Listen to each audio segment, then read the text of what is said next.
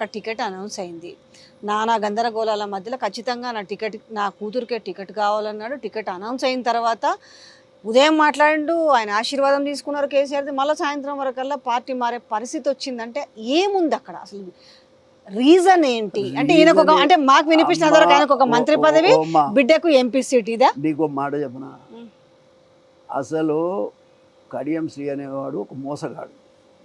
ఎందుకంటే అతను straight forward ఉంటే నా కులం గిది చాల్, నాకు ఉన్నా ఒకటే లేకున్నా ఒకటే అనే స్టైల్లో మాట్లాడాలి కదా. ఆయన ఎప్పుడు మాట్లాడు అంటే ఆయన క్యాస్ట్ ఏందో చెప్పాడు. క్యాస్ట్ మరి ఇంత సబ్జెక్ట్ వచ్చింది కాబట్టి మీ దగ్గర నుంచి వాళ్ళ అంటే ఎర్రబెల్లి దయాకర్ రావు చెప్పింది, అది కూడా వాళ్ళ చెప్పాలి. రియల్ ఫాదర్ నేమ్ ఇక నాకు తెలియదు, బయలులో ఆయన తెలుసు కానీ పేరు వేయడం మనకి ఆయన ఆయన ఎవరైతే పెంచారో అది కాకుండా ఆయన పుట్టిన తెలియదండి. కానీ అది వాళ్ళు వాస్తవం అదే కదా. సరే ఓకే, బయలులో అనేదే నువ్వు పెట్టుకో. నేనేమంటున్నా అంటే పోని బయలులో అయినా ఒక్క ఇల్లు మనకి ఇస్తావా టికెట్? కానీ ఇప్పటికైనా 80 లక్షల మంది మా టికెట్ మాకే కావాలి ఆయనకి ఇవ్వద్దని చెప్తుంటే కూడా మరి ఆ పేరును ఆ రకంగానే ఏ ఆస్పెక్ట్ మీద ఇచ్చినారని మీరు అనుకుంటున్నారు? నేను ఏ ఆస్పెక్ట్ లేదు. ఆయన ముఖ్యమంత్రికి 4 ఎమ్మెల్యేలు ఎక్స్ట్రా కావాలి. ఆయన పదవికి ఏదో గండం ఉందంట. ఈ గండం లేకుండా ఉండడానికి ఎమ్మెల్యేలు కావాలి. ఈ పనికిమాలినోడు ఆయనకు దొరికిండు.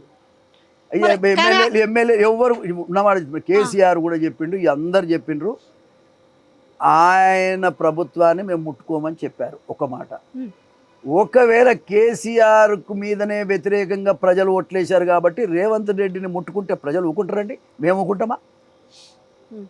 ఏ పరిస్థితిలో కూడా ఆయన ముట్టుకునే అర్హత ఎవరికి లేదు. ముట్టుకుంటే కూడా మేము ఊరుకుంటున్నాం. ప్రజల సమస్యలు రేపిచ్చిన హామీలు నెరవేర్చకపోయినా, తర్వాత ప్రజలకు ఏమి నెరవేర్చకపోయినా, ప్రజల్ని పట్టించుకోకపోయినా కూడా మీరు చాలా దూరం పోతున్నారు. 3 నెలలే అయింది కదా, 3 నెలలు 4 నెలలే అయింది కదా. కాబట్టి ఏ పరిస్థితుల్లో కూడా ప్రభుత్వంగా ఫెయిల్ అయిన రోజు వేరది. ఇవాళ ఆయన నిర్ణయాల వల్ల 4 నెలలకే ఫెయిల్ అవుతున్నానని ఆయనే చెప్పుకుంటున్నాడు. వచ్చిన సావది. ఆయన ఎవడు ముట్టుకోలే. ముట్టుకుంటూ పొద్దాక రేవంత్ రెడ్డికి ఎన్టీ రామారావు గారికి జరిగినటువంటి ఎపిసోడ్లో కూడా ప్రముఖ పాత్ర పోషించిన అన్నగా కాపాడుకుందరు రేవంత్ రెడ్డిని. ఒక అన్నగా కాపాడుకోవడమే కాదు, ఆయన నిత్యం ఆయన ఎంబడి ఉండి రాజకీయాల్లో కూడా బ్రహ్మాండమైనటువంటి పేరు తెచ్చేటువంటి. ఎందుకంటే నా మీద ఏం అలిగేషన్స్ లేవు, నేనేం కరప్టెడ్ కాదు, నేనేం అందరిలాగా లంగా దొంగ పనులు చేసింది ఏమి లేదు. అటువంటిప్పుడు నా నిజాయితీ నా నీతి అనేది ఆయన పక్షాన్ని నిలబడితే ఆయనకు మేలయ్యేది. ఒక దళితుడిగా అది కూడా ఒక మాదిగా. మరి ఎందుకు ప్రాబ్లం ఏంది? ఎందుకు మీతో అట్లా డిటాచ్గా ఎందుకుంటున్నాడు? మీరేమో మావోడే కదా, మా తమ్ముడే కదా అని మీరు అనుకుంటే ఆయన మాత్రం ఎందుకు అంత డిటాచ్గా ఉంటున్నాడు? ఏదో ఇన్ఫీరియారిటీ కాంప్లెక్స్ ఉందో మన్నో మాషాను నాకు తెలియదు ఎందుకు అట్లా ఏందో. మరి తెలుగుదేశం వాళ్ళు మోత్పల్లి నరసింహ గారు మాదిగా అతను చాలా డామినేటింగ్ పర్సనాలిటీ. తెలుగుదేశంలో కూడా ఏం సీఎం అయితే నేను. కానీ ఒకటి మాత్రం నిజం, ఎమ్మెల్యే టికెట్ కూడా దాట వేశారు, ఎంపీ టికెట్ కూడా నేనేం బాధపడలే. వాస్తవం చెప్తున్నా. నాకేందంటే నా దళిత వర్గానికి, నా పేద వర్గాలకి ఏదన్నా న్యాయం జరగాలి, పని జరగాలంటే మనకు తెలిసినోడు ఉండాలి. తెలియనోని దగ్గర పోయేదానికంటే తెలిసినోని తయారు చేసుకుని. అచ్చా, నేను రేవంత్ రెడ్డి ముఖ్యమంత్రి అని ఎప్పుడు చెప్పా? ఎన్నికలు కాకముందు చెప్పా. ఎన్నికలలో గెలవకపోతే నేను ఆయనతో కలిసి పోరాటం చేసేవాడిని కదా.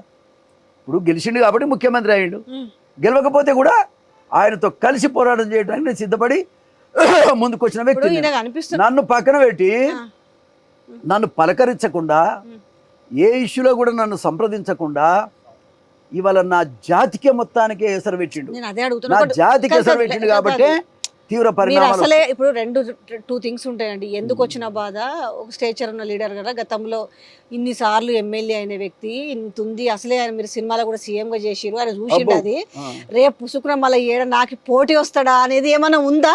అట్లాంటి ఫీలింగ్ మరి ఎందుకు దూరం పెడుతున్నారు? మరి అలాంటిది లేదు. కానీ ఆయనకి ఏందో మరి మాదిగ జాతి అంటేనే పడదు అన్నట్టుగా ఆయన బిహేవియర్ కనపడతా ఉంది. ఇప్పుడు నేనంటే సరే, నా గురించి పక్కన పెట్టు, జాతి ఏమన్నది? మాదిగ జాతి మొత్తాన్ని పక్కకు పెట్టాల్సిన అవసరం ఏమొచ్చింది?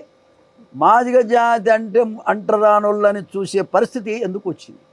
అది నేను అడుగుతున్నా. అసలు మీరు అపాయింట్మెంట్ అడిగితే ఏమంటున్నారు చెప్పు? 6 గంటల పాటు ఆయన మాట్లాడితే కదనమ్మా, మాట్లాడేది ఎవరు? ఆయన అపాయింట్మెంట్ కావాలన్నా ఉమ్. ఆయన ఏ విషయంలో అయినా సంప్రదించాల్సింది ఆ నరేందర్ రెడ్డి గారిని. ఏమండి, ఆయనకు చెప్పా నేను, మాకు నా పార్లమెంట్ విషయాలు చెప్పాను, అసెంబ్లీ అప్పుడు చెప్పాను, అనేక సందర్భాల్లో అసెంబ్లీలో కూడా చెప్పాను. అన్ని బోంగా నేను సీఎం గారిని కలవాలని చెప్పాను. చెప్తే వారం రోజులలో కల్పిస్తాను అని అన్నాడు ఆయన.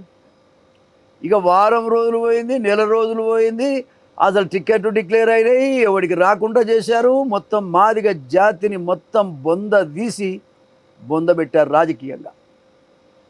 ఇది సహించాలన్నటువంటి విషయం. కాబట్టి ముఖ్యమంత్రి గారు ఆయన వయసుకు తగని పనులు చేస్తున్నాడు. మంచిగా నవ్వుకుంటా బ్రహ్మాండంగా 6 స్కీములు పెట్టారు, బ్రహ్మాండమైన స్కీములు. ఆ స్కీములు ఇంప్లిమెంట్ చేసుకుంటూ పేద ప్రజలతో నుండి పేద నాయకులకు నువ్వు చేస్తే పేరు వస్తుంది, కానీ బలిసినోనికి చేస్తే ఏమొస్తుందా? బలిసినోని ఒకటి పేరు చెప్పండి, ఉన్నారేమో? ఆ ఉన్నోళ్ళు ఎవరో పేదోళ్ళే ఉన్నాడు. ఇప్పుడు బలిసినోడు బిజినెస్ దారుడు ఎవడు తెచ్చుకున్నా నమ్మరాదు. వాళ్ళ అవసరం కొద్దీ నీ దగ్గరకు వచ్చారు. ఇవాళ అక్కడ అధికారం ఉంది, అక్కడ పోతున్నారు. ఎవడైనా ఉంటాడా? బలిసినవాడు ఎవ్వడు కూడా ఉండడు, డబ్బున్నవాడు ఎవ్వడు ఉండడు. దొంగ లంగ పనులు చేసి సంపాదిస్తారు. వాళ్ళు ఎందుకు ఉంటారండి? మళ్ళీ అధికారం లేకపోతే వాళ్ళు బతకలేరు కాబట్టి నీ దగ్గరికి వస్తున్నారు వాళ్ళు. ఈ మాత్రం గ్రహించలేకపోతున్నాడు. మరి గదే కదా, మరి గ్రహించకనే కదా ఈ ప్రాబ్లము. గ్రహిస్తే ప్రాబ్లం ఎక్కడుంది? గ్రహిస్తే ప్రాబ్లం లేదు కదా.